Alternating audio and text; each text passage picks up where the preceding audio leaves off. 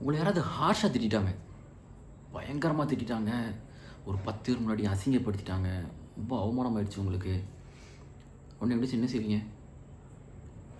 நீங்களும் அதிகமாக அதுக்கு ரியாக்ட் பண்ணுவீங்க. பதிலுக்கு நீங்களும் ஹார்ஷாக திட்டுவீங்க, பயங்கரமாக கத்துவீங்க, கோவப்படுவீங்க. ஆனால் ஒரு மனுஷன் இருக்கார், இப்படி தான் இருப்பார், ரியாக்ஷனே இருக்காது. அவர் ஃபேஸை பார்த்து அவர் என்ன நினைக்கிறாருன்னு கண்டுபிடிக்க முடியாது. பவர் ஆஃப் சைலன்ஸை அவ்வளோ அழகாக யூஸ் பண்ணுற ஒரு மனுஷனை நீங்கள் பார்க்கவே முடியாது இப்போ கரண்ட் டைம்ஸில்.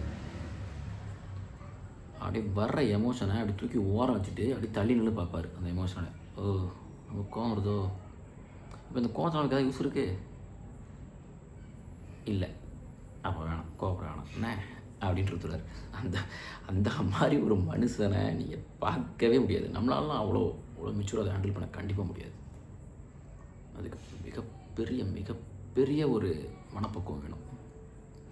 அது அவர்கிட்ட இருக்கும். எல்லோரும் கண்டிப்பாக நம்ம எல்லோரும் அந்த குவாலிட்டியை அவர்கிட்ட கற்றுக்கணும். பவர் ஆஃப் சைலன்ஸை அவ்வளோ பர்ஃபெக்டாக யூஸ் பண்ணுற ஒரு மனுஷன் அவர். யார் இல்லை, நம்ம சிஎம் சார், தளபதி சி ஜோசப் விஜய் அவர்கள்.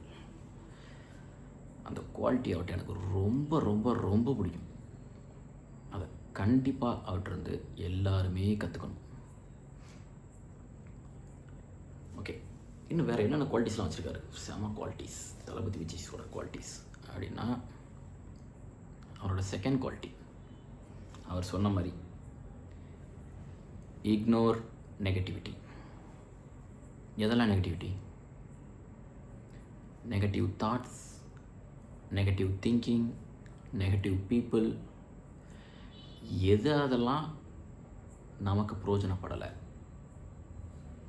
இதெல்லாம் தேவையில்லாத டென்ஷன் தான் தருது, இதெல்லாம் நமக்கு எந்த யூஸும் இல்லை, ஒர்த்து இல்லை அப்படின்னு நமக்கு தோணுதோ அதையெல்லாம் லெஃப்ட் ஹேண்டில் தள்ளி விட்டுட்டு அடுத்த வேலையை பார்க்க போயிடுவார் மனுஷன். அதை பற்றி கண்டு கூட மாட்டார். He not even think about that. இது அவர்கிட்ட இருக்கிற ரெண்டாவது மிகப்பெரிய குவாலிட்டி. சரி, எப்போவுமே சைலண்ட்டாக தான் இருப்பாரா? யாருக்குமே பதிலே சொல்லாமல் இருப்பாரா? அப்படிலாம் அது கிடையாது. பேசவே மாட்டாரா அப்படின்னா அது கிடையாது. பேசுவார். நறுக்குன்னு 4 வார்த்தை தான் பேசுவார். இதுதான், இப்படி தான், அவ்வளோதான். அவர் சொல்கிற குட்டி ஸ்டோரி மாதிரி சிம்பிளாக பேசிட்டு, கோவப்படாமல் சிம்பிளாக சொல்ல வேண்டிய விஷயம் சொல்லிட்டு போய்கிட்டே இருப்பார். எதிரி அதுக்கு என்ன ரியாக்ட் பண்ணுறான்னு கூட யோசிக்க மாட்டார்.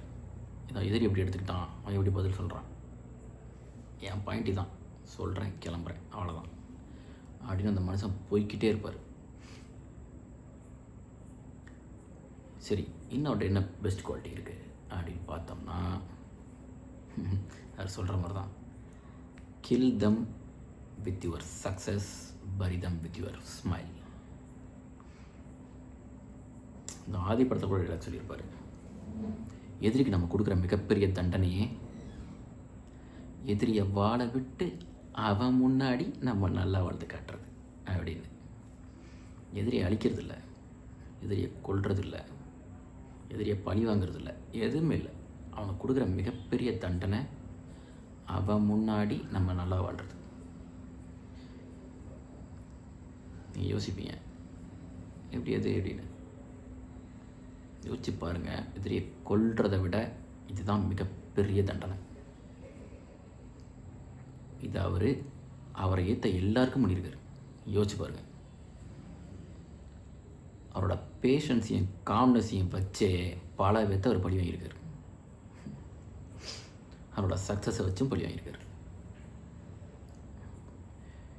சிம்பிளாக சொல்ல போனோம்னா, he is a stoic man. ஒரு ஸ்டாய்க் மேன் எப்படி திங்க் பண்ணுவாங்க? Stoic mans are not even think about what's not in our control. நம்ம கையில் எது நம்ம கண்ட்ரோலில் இல்லையோ அதை பற்றி யோசிக்க கூட மாட்டாங்க. அப்படி தான் தளபதி விஜய் இருப்பார். இதெல்லாம் அவற்றிருக்க மிகப்பெரிய குவாலிட்டிஸ். இதெல்லாம் ஒவ்வொருத்தரும் வாழ்க்கையில் கற்றுக்கணும். நம்ம ஜெயிக்கிறோம், தோக்குறோம், இப்போ நம்மளால் என்ன முடியும் அதை பண்ணிவிட்டு போய்கிட்டே இருக்கணும். தேவையில்லாம் பாஸ்ட்டை பற்றி யோசிச்சுட்டு இருந்தோம்னு வச்சுக்கோங்களேன், இங்கேயும் தான் ப்ராப்ளம் ஆகுமே தவிர வேறு எதுவுமே சரியாக. ஸோ இதையும் சரி பண்ணுங்கள், எல்லாம் சரியாயிரும். ஓகே, தளபதி விஜய் மாதிரி. பாய்.